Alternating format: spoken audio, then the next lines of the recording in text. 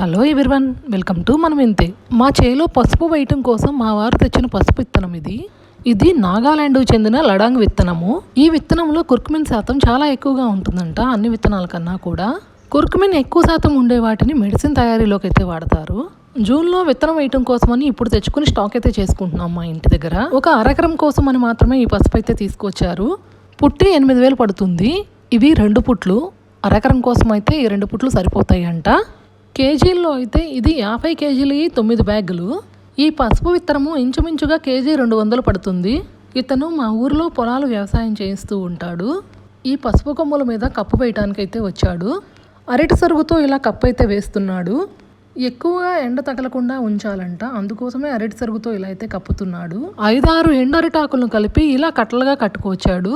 ఇలా చాలా కట్టలు తీసుకొచ్చి చుట్టూరు కప్పుతున్నాడు. బయటకి పసుపు కొమ్ములు కనిపించకుండా ఇలా అయితే కప్పేశాడు.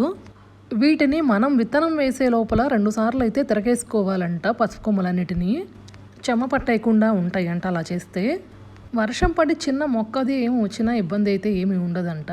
నాకు ఇక్కడ గ్యాపులుగా కనిపిస్తున్నాయని అడుగుతున్నాను. ఇవంతా గ్యాపులుగా కనిపిస్తున్నాయి కదా ఏంటి అని. కొంచెం గాలాడుతూనే ఉండాలమ్మా, కనిపించినా ఏం పర్వాలేదు అని చెప్తున్నాడు అతను. ఈ పసుపు విత్తనము పచ్చిగా ఉన్నప్పుడు ఏ సైజు ఉందో ఉడకబెట్టినప్పుడు కూడా అదే సైజులో ఉంటుందంట. పెద్దగా తగ్గిపోవటం అలా ఏమి ఉండదంట.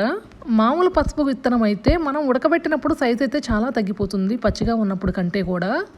నేను లాస్ట్లో ఉడకబెట్టినప్పుడు ఏ సైజు ఉందో అది కూడా మీకు యాడ్ చేస్తాను.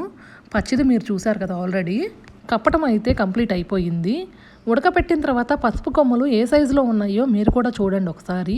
మీకు కనుక ఈ వీడియో నచ్చినట్లయితే please like, share and subscribe.